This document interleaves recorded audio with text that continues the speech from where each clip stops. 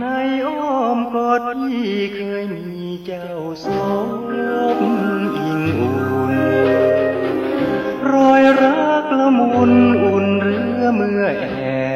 บการดาฝากรอยสัมผัสกอดรักเสน่หาสองเราชื่นชีวา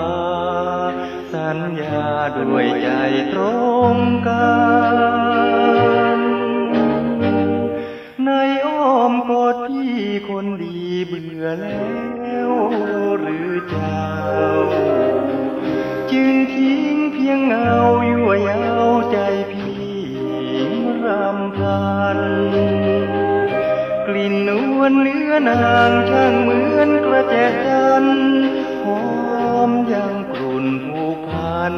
แต่เจ้านั้นมาหายไป